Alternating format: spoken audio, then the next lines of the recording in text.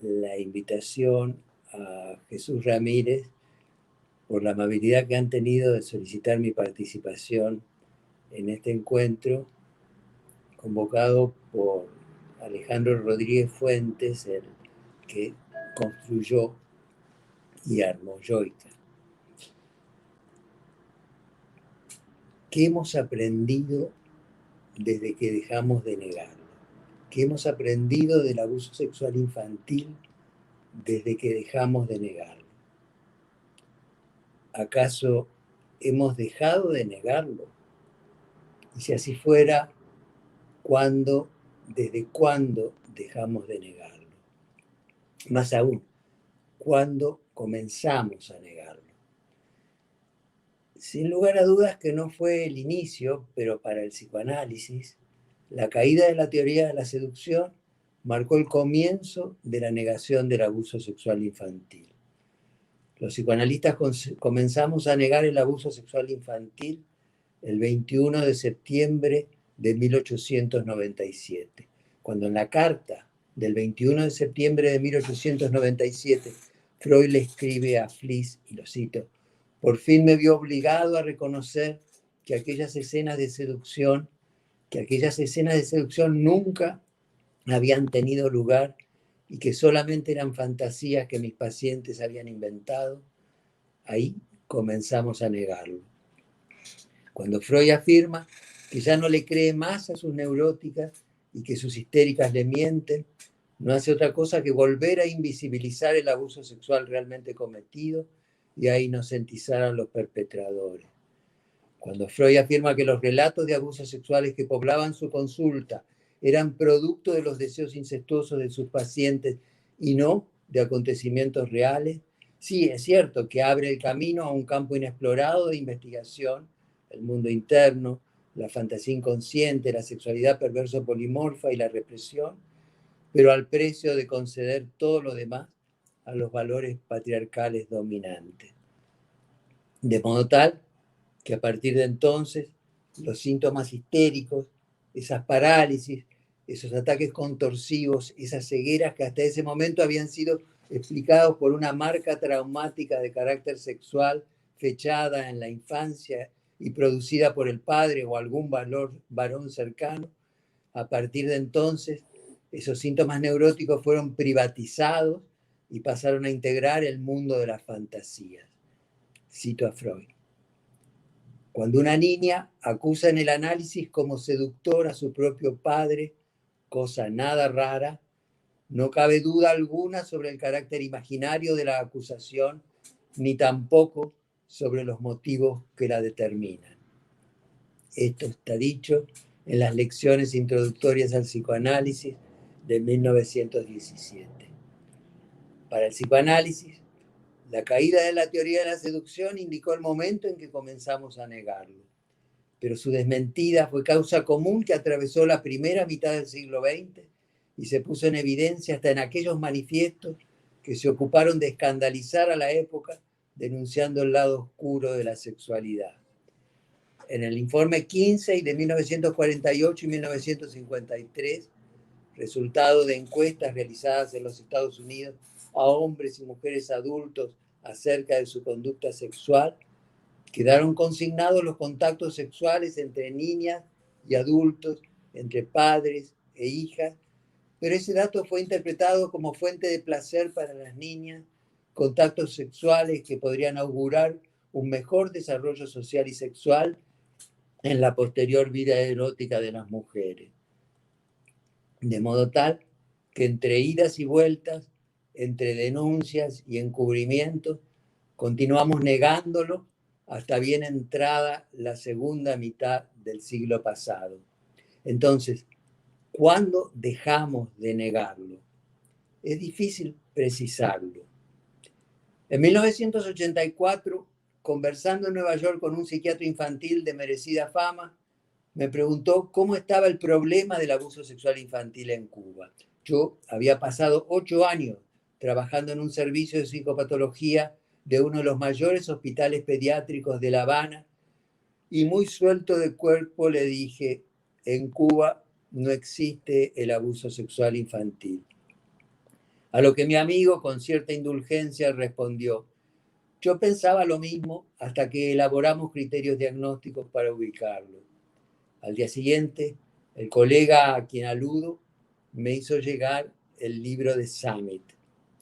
Y fue así como el síndrome de acomodación al abuso sexual infantil, que Ronald Samit había publicado en 1983, un año antes del encuentro que ahora evoco, se convirtió para mí en un texto fundamental.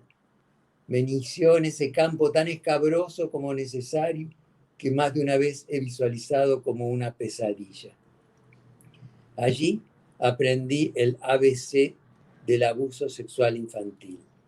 Allí estaban desplegadas las 5 fases que atravesaba el abuso sexual infantil. Primero, el secreto. Segundo, el desamparo. Tercero, el entrampamiento y la acomodación. Cuarto, la revelación tardía y no convincente. Y quinto, la retractación. A todo eso, Samit lo denominó síndrome de acomodación al abuso sexual infantil. El secreto. El secreto es la perversión de la intimidad. El legítimo derecho a guardar lo que consideramos íntimo se pervierte en ocultamiento, se vuelve clandestino y como tal se opone a la posibilidad de compartir, de mostrar, de poner en evidencia lo que les pasa. El secreto se opone a la denuncia y al pedido de ayuda, y la denuncia, el legítimo derecho a mostrar lo que les pasa, frecuentemente se pervierte en un exhibicionismo obsceno cuando inunda los medios y se agota y se clausura en un amarillismo barato. Por vergüenza, por culpa, por miedo, por desconcierto o por arrasamiento subjetivo, los niños y las niñas abusadas hacen síntomas, pero tienden a guardar el secreto. Bajo amenaza, si lo contás voy a matar a tu mamá, nadie te va a creer. Bajo el imperativo de la seducción, este es nuestro secreto. Bajo el peso de la responsabilidad, la unidad de la familia depende de vos. Las niñas y los niños abusados tienden a guardar el secreto. El desamparo. Invadidos, arrasados en su intimidad por un adulto que pasa de ser referente de protección, garante de su seguridad, a encarnar la amenaza y el daño, el niño o la niña conoce el desamparo en estado puro. Y así, desolados, desde esa dependencia absoluta de una autoridad que los somete, se ven imposibilitados de rebelarse. El entrampamiento y la acomodación. Atrapados en un dilema de hierro, perpetúan el abuso a partir de una sumisión resignada.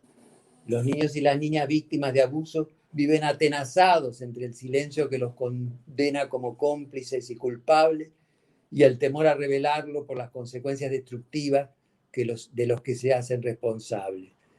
Entonces, cuando el ataque se repite, apelan a la única salida que les queda: aceptar el abuso, adaptarse a la situación abusiva como método de supervivencia.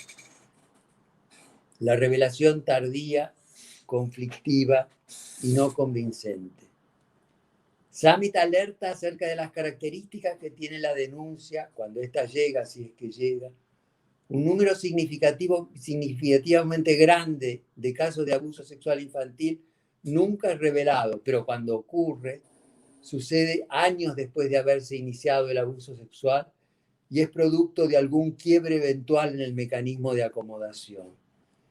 La víctima de abuso incestuoso tiende a permanecer en silencio hasta que llega a la adolescencia, cuando se siente capaz de desafiar la autoridad del abusador y aún así, cuando hace la denuncia, lejos está de hacerlo desde el lugar de la víctima perfecta. La retractación. Salvo en aquellos casos en que las niñas y los niños reciban un apoyo significativo, frecuentemente la retractación sucede a la denuncia. La presión ejercida sobre la víctima por la familia, por el abusador, y aún por los profesionales, puede agobiar al niño o a la niña abusados y obligarlos a retractarse. En el caso de incesto paterno-filial, ante un padre que la abandona y la llama mentirosa, ante una madre que no le cree o sufre un ataque de nervios, ante una familia que se fragmenta mientras los hermanos quedan a la deriva, retiran su denuncia. La retractación fue el gran aporte de Samit. Antes que de mentir el abuso, lo consideró confirmatorio del mismo. Entonces, ¿cuándo dejamos de negarlo? Cuando dejamos de negarlo, se hizo evidente que el abordaje estrictamente psicoanalítico del abuso sexual, los efectos de la estructuración del psiquismo, la noción de trauma, el concepto de disociación y desmentida, tan necesarios como ineludibles, eran insuficientes para abordar un problema que trascendía nuestra disciplina. Así, la denuncia se convirtió en la primera acción de una estrategia política. Y fue entonces cuando el discurso jurídico comenzó a cabalgar junto al discurso psicoanalítico, solo que al partir de referentes epistemológicos contradictorios, era previsible que iban a necesitar un proceso de traducción. Pero no solo el discurso jurídico se vio involucrado en el proceso de visualización, ya que el abuso sexual infantil se postuló como el principal analizador de una sociedad que desde entonces pasó a verse cuestionada en su moral sexual cultural. El 20 de noviembre de 1959, la Asamblea General de las Naciones Unidas aprobó la Declaración Universal de los Derechos del Niño y del Adolescente. Pero el salto definitivo para beneficiar a la infancia lo dio la Convención sobre los Derechos del Niño de las Naciones Unidas, que fue promulgada en 1989 y que entró en vigor el 2 de septiembre de 1990. La Convención fue ratificada por todos los países miembros, a excepción de los Estados Unidos y Somalia, y en la Argentina fue incorporada a la Constitución Nacional y convertida en ley.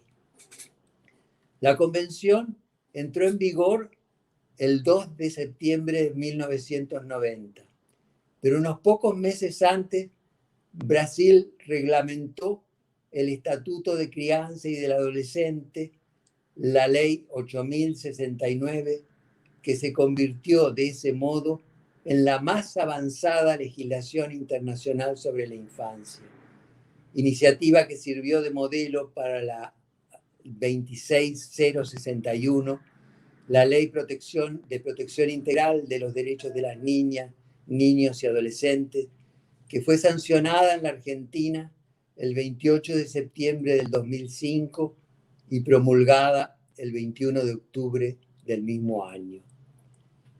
En la Argentina, la Ley de Protección Integral de los Derechos de las Niñas, Niños y Adolescentes vino a reemplazar a la Ley del Patronato de Menores, la Ley Agote de 1919, y de ese modo consumó el anhelado proyecto de considerar a las niñas, los niños y los adolescentes como sujetos de derecho y no como objetos de tutelaje. Decía que la denuncia se había convertido en estrategia política. Convención y leyes oficiaron de respaldo necesario, aunque insuficiente, para llevar adelante esa estrategia política. La década del 90 del siglo pasado estuvo marcada por un creciente proceso de visibilización, aumento de las denuncias que obligaron a profundizar en la teoría y a innovar en la clínica. Yo lo recuerdo muy bien, como perito de parte, intervine en varios juicios y esos primeros casos eran tan escandalosos, tan insoslayables. Son como esos fenómenos de la naturaleza. Sucedió lo mismo que pasa cuando la marea se retira y deja a la vista una cordillera sumergida. Son las altas cumbres las primeras en aparecer. Esos primeros casos funcionaron como la punta del iceberg, como las altas cumbres. Eran abusos indefendibles. Por entonces, las peritas, psicólogas y las psiquiatras, todas mujeres del cuerpo médico forense, del Poder Judicial, tuvieron un papel protagónico. Ellas fueron pioneras en la conceptualización de eso que después pasó a llamarse indicadores altamente específicos, indicadores específicos e indicadores inespecíficos. En esa etapa, las psiquiatras y las psicólogas forenses tuvieron un rol protagónico y, como no podía ser de otra manera, sobre ellas cayó la sospecha acerca de una supuesta falta de imparcialidad por la frecuencia de peristajes que confirmaban el abuso. Quienes suponían que debía haber un porcentaje próximo al 50% para los abusos cometidos y otro 50% para las falsas denuncias, no sabían todavía que en el abuso sexual infantil, cuando se rompe el silencio, es casi el 100% el que queda al descubierto. No obstante, en aquellos años ya tuvimos la certeza que las denuncias que llegaban a la justicia constituían solo un mínimo porcentaje de los abusos cometidos. También que el seno del hogar era el lugar más peligroso para una niña. Aún no sabíamos que también lo era para los niños, pero sí que casi siempre el agresor era el padre, el padrastro, el maestro, el cura, el vecino, el tío o alguna figura masculina familiar. En esos años, la visualización del abuso sexual infantil sirvió para correr el velo que cubría con familiar lo siniestro. Sirvió para que los gritos desgarrados atravesaran el endémico silencio y empezaran a hacerse oír. Sirvió para que se progresara en cuanto a denuncias, apelación a la justicia, publicación en los medios, concurrencia a los servicios asistenciales que de una manera precaria y balbuceante fueron abriéndose al tiempo que intentaban dar respuesta a la creciente demanda. Con todo, los auspiciosos cambios legales que acompañaron el proceso de visibilización pecaron más por inaplicados que por insuficientes. Seguramente a esto contribuyeron los reparos puestos por los jueces ante la gravedad de las penas que debían imponer y la falta de una gradación en el castigo de las conductas punibles que permitiera matices más flexibles. Pero por sobre todo, los jueces se han visto presionados por el temor a vulnerar los derechos del denunciado, ponderando de que era más importante la libertad deambulatoria del acusado que la integridad física, cuando no la vida misma de la víctima. La abierta acusación de estar siendo cómplices de una cruzada para destruir la Sagrada Familia los indujo muchas veces a convalidar la impunidad y así, amparados en la doctrina de la unidad familiar, encubrieron el desempeño irrestricto de delitos, los pactos espurios y promovieron las revinculaciones forzosas. No obstante, la justicia comenzó a recibir un número creciente de denuncias de abuso sexual infantil y los jueces, desafiados como estaban por la necesidad de apoyar sus sentencias en pruebas directas, indirectas, indiciarias o circunstanciales que demostraran la certeza de los hechos como era previsible, consultaron con peritos. Hubo, por lo tanto, una referencia y una convocatoria a los psicoanalistas que trabajaban con niños y a lo mejor que sobre el tema se estaba produciendo en nuestra comunidad científica y en otras partes del mundo. Esa primera etapa, a la que le debemos haber instalado en la justicia delitos que permanecían invisibles y en el imaginario social la evidencia de que existen niños y niñas abusadas, que esa violencia no tiene por qué ser tolerada y que la impunidad no es una buena consejera, trajo como consecuencia una respuesta inesperada, respuesta violenta, respuesta irada de sectores reaccionarios, grupos que se asumieron como garantes de los valores patriarcales más tradicionales y que intervinieron alimentando el fantasma que supone detrás de estas denuncias el poder femenino que se ejerce contra los varones, el resentimiento y el despecho de las mujeres contra los hombres.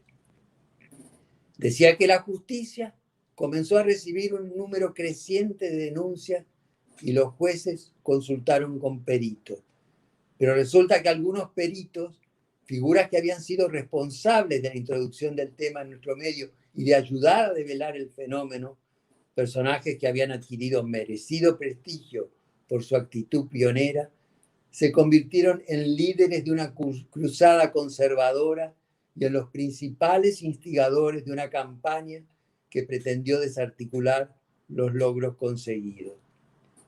Porque ocurre que mientras las denuncias estaban referidas a los sectores marginales de las clases bajas, mientras se aportaba el prejuicio de que el abuso sexual infantil era patrimonio de la escoria social, el fenómeno de su visualización progresó vertiginosamente.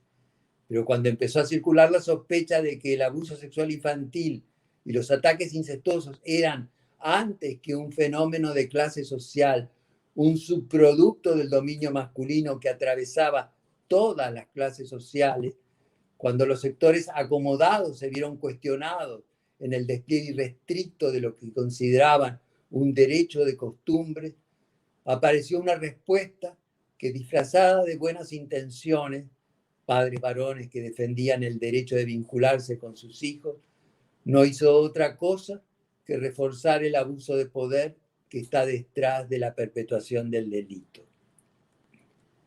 El síndrome de alienación parental y la asociación de padres alejados de sus hijos hicieron su aparición triunfal en escena. La respuesta a la visualización del abuso sexual, reacción negativa y violenta, el backlash, tuvo una clara evidencia en al menos 5 puntos.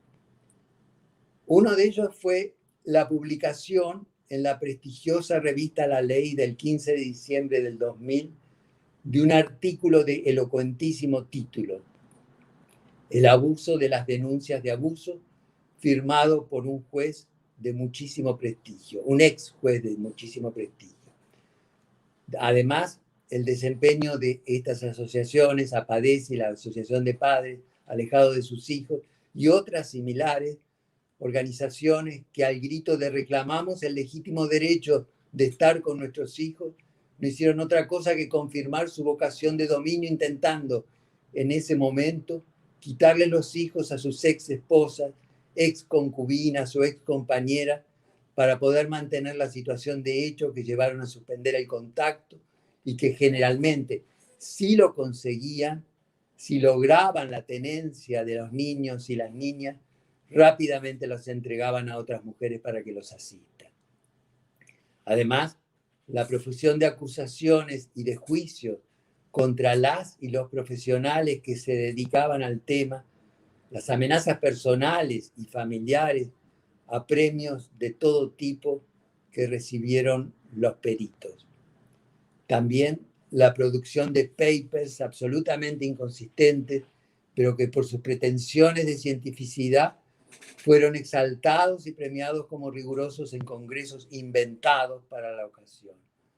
Y además, la campaña que se dedicaba y se dedica a ocupar estrados y hacer lobby con personalidades de la política para mantener vigentes los mitos y prejuicios que naturalizan eso que las Naciones Unidas ha considerado como el crimen encubierto más extendido de la humanidad, al tiempo que pretendían desacreditar a los especialistas que los denunciaban e intentaban confundir la cuestión apelando a la figura de divorcios destructivos o citando los escasos casos de violencia ejercida por las mujeres sobre niñas y niños para intentar demostrar una supuesta simetría.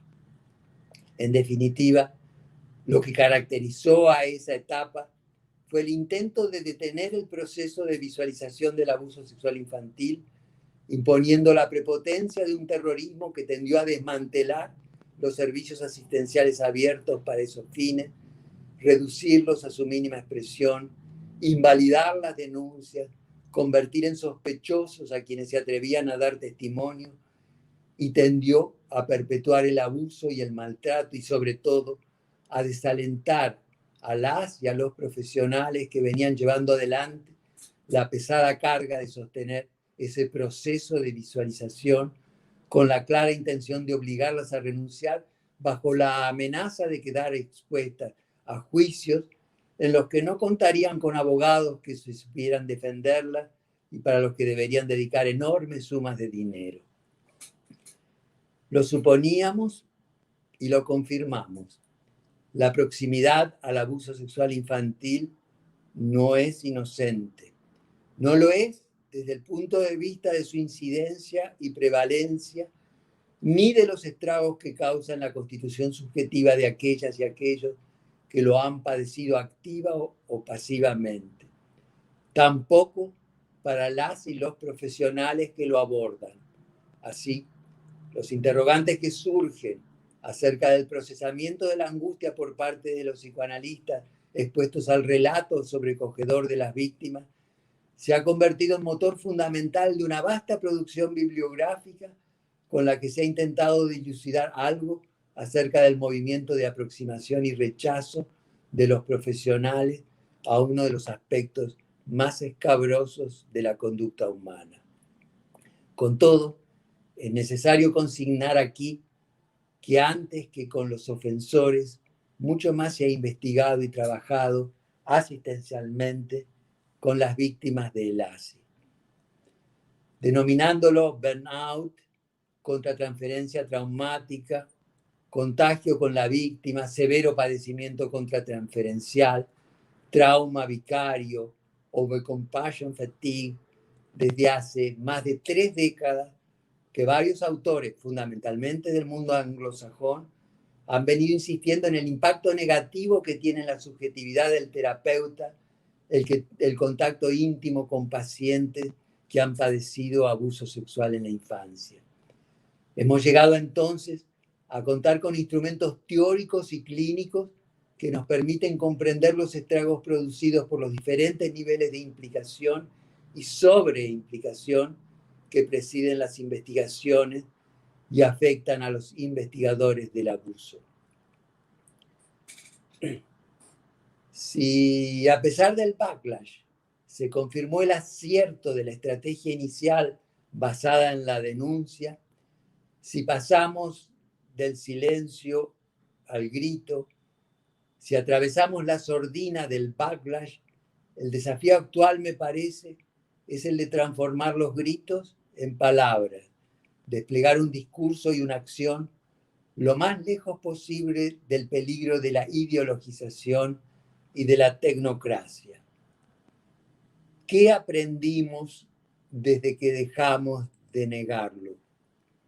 Fundamentalmente, aprendimos a respetar el relato de los niños y de las niñas, el respeto al testimonio y también la consideración de su silencio. Cuando digo relato, me refiero a la producción lúdica, gráfica, escritural, oral y gestual de las niñas y los niños. Relato que ha hecho posible determinar cuánto de inducción o de co-construcción hay en la declaración y cuánto de resto traumático. Aprendimos a respetar la palabra y el silencio de las víctimas, silencio que casi siempre descansa en el sentimiento de culpa.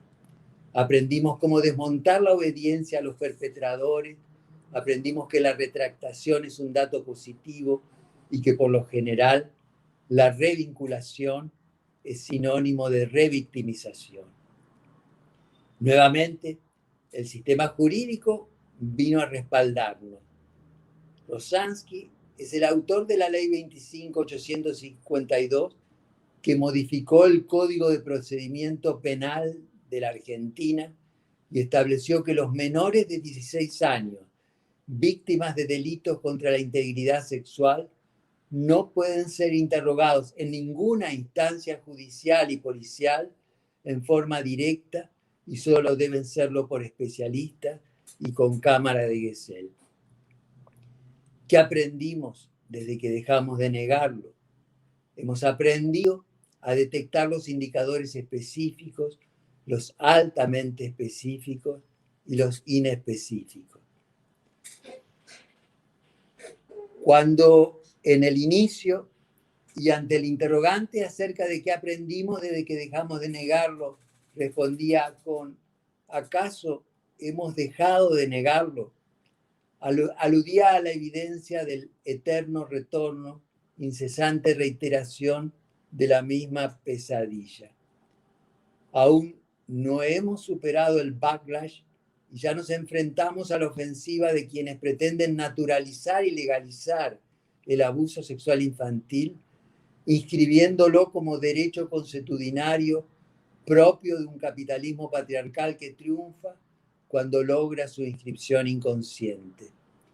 Se trata ahora de responder a quienes afirman que ha llegado la hora de reconocer que la prohibición de las relaciones sexuales con niños, niñas, no es otra cosa que residuo anacrónico de la moral victoriana y que ha llegado la hora de incluir, junto a las luchas feministas, al movimiento LGTBI, a las actividades contra la discriminación racial, al activismo Child Lovers.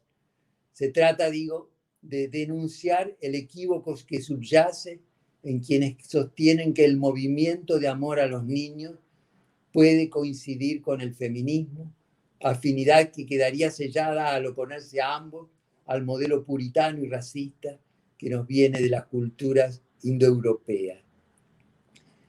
Porque estas asociaciones hacen lobby para incorporar sus reclamos en la agenda LGTBI de las Naciones Unidas.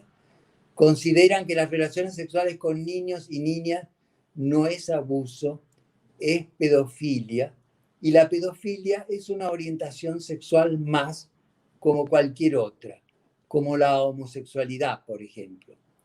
Luchan para que la sociedad reconozca la suya como una orientación sexual y no una práctica patriarcal aberrante. Y lo hacen con testimonios como el siguiente: tengo 35 años, estoy casado y tengo una hija y un hijo. Hago una vida normal, trabajo y me va bien en mi trabajo. Cuando era niño, tuve relaciones sexuales con un adulto desde los 9 hasta los 12 años. Disfrutaba de esas relaciones, yo las proponía y no considero que me hayan dejado un mal recuerdo ni que hayan entorpecido mi elección sexual adulta. Este testimonio, que bien podría haber correspondido a un ciudadano de la polis de la Grecia antigua, como tantos otros, está incluido en el sitio de NAMLA, North American Men Boy Love Association, que aboga por derogar la ley que establece la edad mínima para el consentimiento sexual y que propone permitir la pornografía infantil. Si el síndrome de alienación parental es usado como instrumento para lograr la inocencia de los varones, en general los padres, a partir de una defensa que sugiere que eso, el abuso, no pasó, de modo tal que el relato del abuso por parte de los niños se inscribe como invento inculcado por la madre, el amor a los niños va más allá y propone una respuesta cínica que puede sintetizarse en: sí, pasó y nada tiene de malo. Con cierta complicidad, al llevar la cuestión política del abuso sexual contra niños y niñas al campo de la psicopatología, la APA, la American Psychiatric Association, considera necesario diferenciar a los pedófilos, varones que sienten una atracción sexual por un niño o una niña, de los pederastas, varones que no sienten amor por los niños, sino que abusan de ellos. Estamos frente a una clara manipulación nosológica que intenta, satanizando a los pederastas, legalizar a los pedófilos y al nombrarlos como pedófilos, exculparlos de su condición de abusadores sexuales de niñas y niños. Abro comillas. A los 13 años descubrí que me gustaban las niñas, sobre todo las más pequeñas. Ahora que tengo 20, sé que las mujeres no me interesan. Desearía con todo mi corazón tener deseos sexuales normales. Sé que no puedo ni debería hablar de esto, pero es lo que siento. Sé que necesito un psicoanalista porque a menudo pienso en el suicidio como única salida. Podemos leer este testimonio en el foro de pedófilos virtuosos, grupo de autoayuda para potenciales abusadores que reconocen su atracción, pero eligen no actuar sus deseos. Los miembros del grupo aspiran a llevar una vida normal sin cometer abuso sexual contra niños o niñas, a sabiendas que eso está mal, que es un delito, un pecado o una inmoralidad, pero no renuncian a compartir sus experiencias bajo el anhelo de sentirse menos solos y un poco más comprometidos, comprendidos. Estamos entonces en los límites de la hipocresía y el cinismo. Nunca, como en el abuso sexual contra niños y niñas, se han presentado con mayor grado de pureza la hipocresía y el cinismo. La hipocresía en el sentido que tiene eso que se repudia en público y se practica en privado. El consumo masivo de pornografía infantil por parte de una población masculina que condena el abuso sexual contra niños y niñas no hace más que confirmarlo. Otro tanto sucede con el cinismo. La manera impúdica con que se manipulan los argumentos para exaltar prácticas indignas y lesivas y jactarse de los delitos y degradaciones ejercidas sobre los niños y las niñas en nombre del goce que les depara a los adultos, mientras dicen son inofensivos para los niños y las niñas, bien pudiera incluirse en la columna encabezada por Antístenes y Diógenes, los cínicos griegos. Más allá de su crecimiento, de las enormes dimensiones que adquirió el abuso sexual contra niños y niñas, la mayor parte de las encuestas realizadas confirman que esta violencia transita por el imaginario social como práctica maldita, como costumbre ominosa, como uso inmoral, como delito injustificable y conducta oscura. Por lo tanto, sería prematuro afirmar que el abuso sexual contra niños y niñas es considerada una práctica normal o normalizada, como yo mismo pude haberlo afirmado en alguna ocasión, práctica que por usos y costumbres ha quedado convalidada. Las encuestas tienden a demostrar, por ejemplo, que en el imaginario social el abuso sexual contra niños y niñas es considerado el peor de los delitos, un pecado mayor, y se le reconoce un efecto nefasto sobre quienes de este modo son convertidos en objetos de consumo sexual.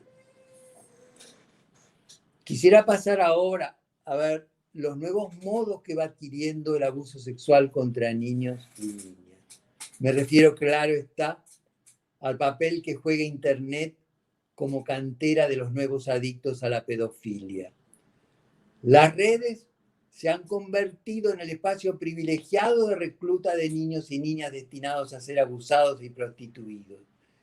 Ya no solo se trata de situaciones individuales, sino que, como en el caso de la iglesia, del fútbol o del matrimonio al que me referiré después, incluye instituciones delictivas. Quienes trafican con niños y niñas víctimas de abuso integran redes muy poderosas, muy bien organizadas, con roles específicos. Desde los hunters, cuya misión es buscar en las redes sociales videos de niñas y animarlas a participar en las plataformas previstas para la ocasión, hasta los loopers, encargados de ir engañando a las víctimas para conseguir el material sexual que buscan. La dimensión del desembarco masivo de los abusadores sexuales en Internet se pone en evidencia a partir de las acciones a las que tuvieron que apelar gigantes como Google para detener su avance. YouTube lleva años lidiando con varias redes de pedófilos que usaron e intentan seguir haciéndolo la plataforma para subir videos perturbadores de niños y niñas. Hace poco tiempo atrás anunció una serie de medidas para mejorar la seguridad de los menores en YouTube. Una de ellas, deshabilitar la opción de dejar comentarios en los videos en los que aparezcan niños y niñas. La otra, retirar del servicio 8.300.000 videos sospechados de tener contenido sexual habitualmente consumido por abusadores. Instagram se ha convertido en el nuevo paraíso de los pedófilos. Es, si se quiere, la aplicación predilecta para miles de usuarios que indagan en cuentas, hashtags y etiquetas que buscan en imágenes de niños y de niñas con las que pueden interactuar.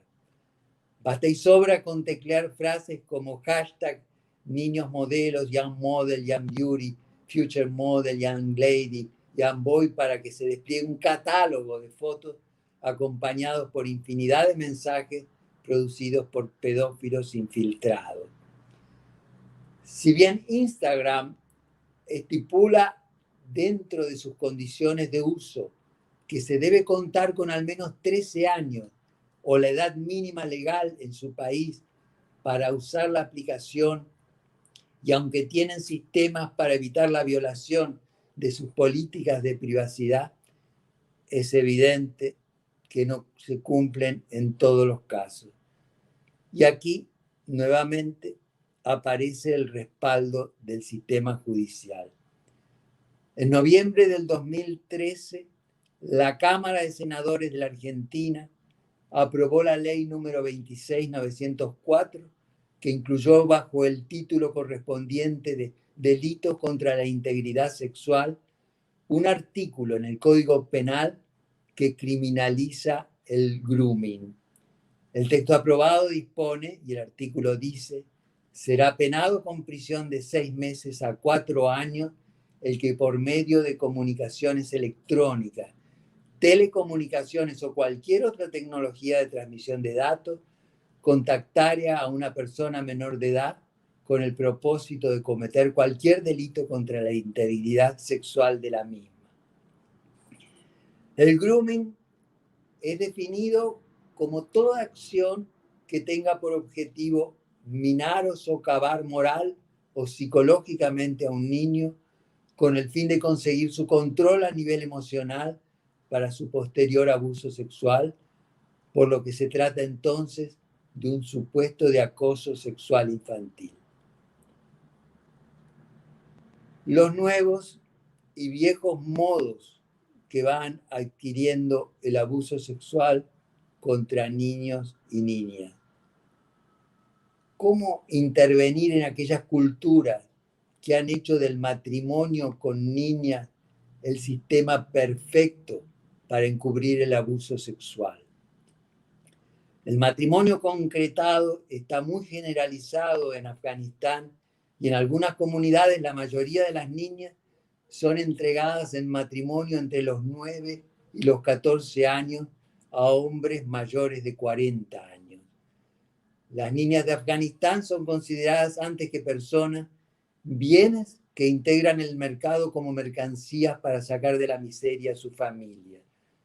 Solo pueden evitar este destino si sus padres las convierten en eso que se llama bochapoch, que es en Dari, la lengua persa oficializada en Afganistán, significa hacerlas pasar por un varón, es decir, cortarles el pelo, cabello cortito, ropa de varón y nombre cambiado.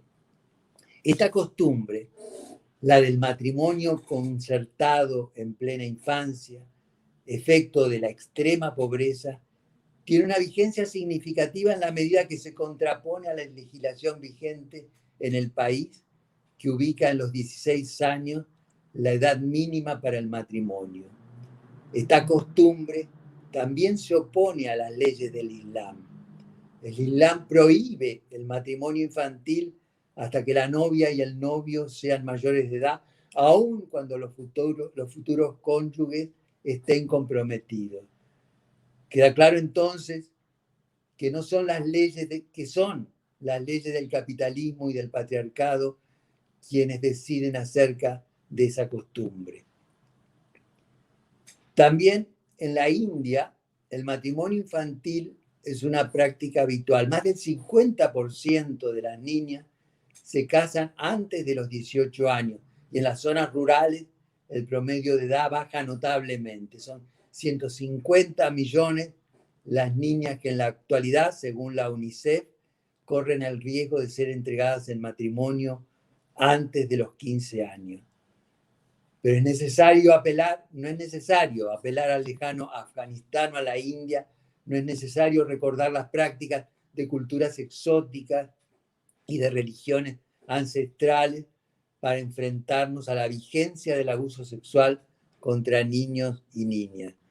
En los Estados Unidos, más de 13.000 niñas son casadas legalmente cada año, generalmente con sus violadores. El testimonio individual que recientemente publicara Nicola Kristof en New York Times está lejos de ser un caso excepcional. Downtree tenía 13 años cuando empezó a sufrir acoso sexual por parte de un amigo de su familia.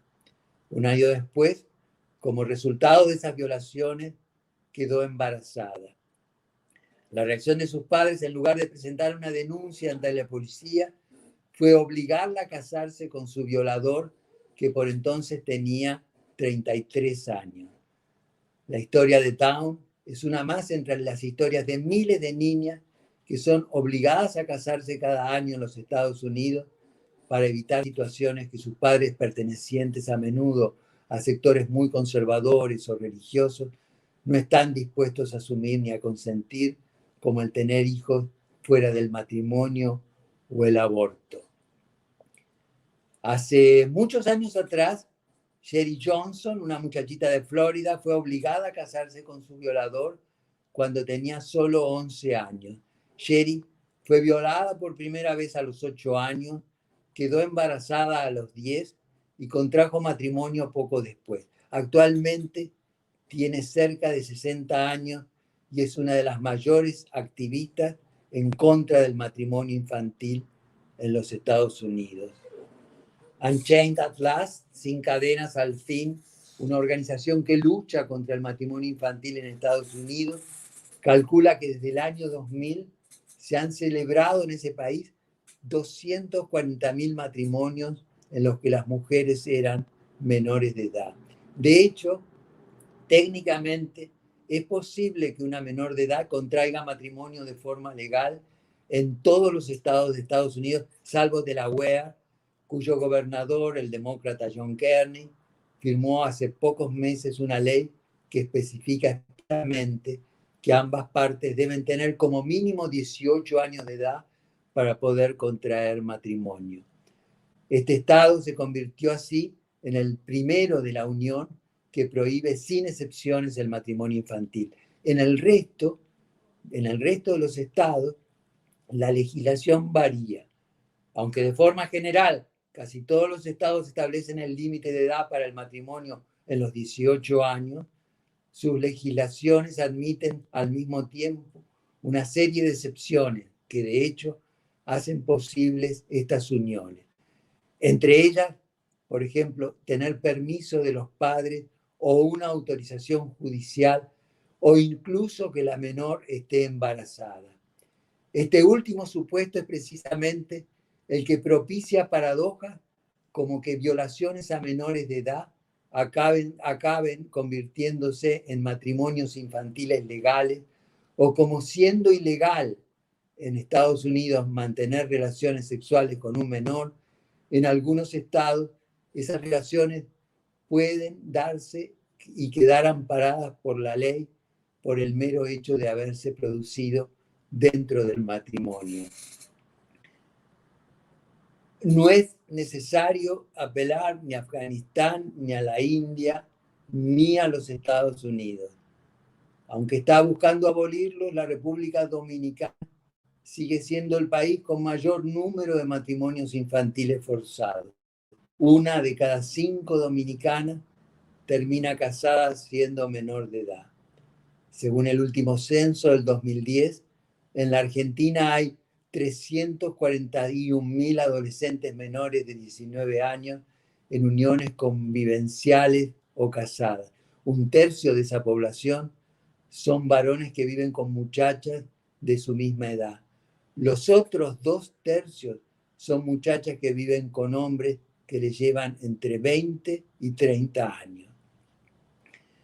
Entonces, para terminar, ¿qué hemos aprendido desde que dejamos de negarlo? Puedo sintetizarlo en 14 puntos. Primero, que el abuso sexual infantil es intrafamiliar. Segundo, que atraviesa todas las clases sociales. Tercero, que el perpetrador no es un perverso ni un psicótico, es un señor normal de quien sabemos muy poco porque asistimos e investigamos a las víctimas, pero no a los ofensores. 4, que los profesionales que asisten a los niños sufren un plus de violencia que a veces se expresa como desgaste, burnout y otras como enfermedades y muerte.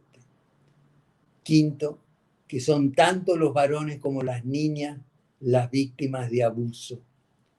6, que las denuncias de abuso contribuyen a instalar en el imaginario social la figura del varón como peligroso para las niñas y los niños, lo que significa recargar a las mujeres con las tareas de crianza y educación de sus hijos. 7, que las madres que no denuncian muchas veces no lo hacen porque son tan víctimas como los niños. 8, que el abuso no solo significa participar físicamente, sino también ser testigo de violaciones o vivir en un clima violento.